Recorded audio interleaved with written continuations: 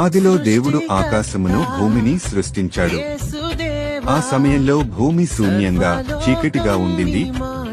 దేవుని ఆత్మ నీళ్ల మీద తేలుతూ ఉంది. మొదటి రోజు దేవుడు వెలుగును కలిగించాడు. చీకటి నుండి వెలుగును విడదీశాడు.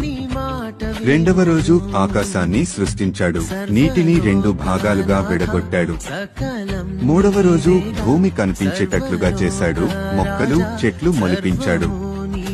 నాలుగవ రోజు సూర్యుడు చంద్రుడు నక్షత్రాలను సృష్టించాడు.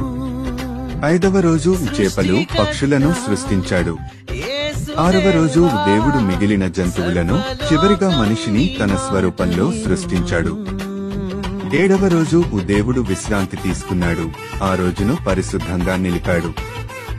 ఇలా దేవుడు ఈ అద్భుతమైన ప్రపంచాన్ని 7 రోజుల్లో సృష్టించాడు.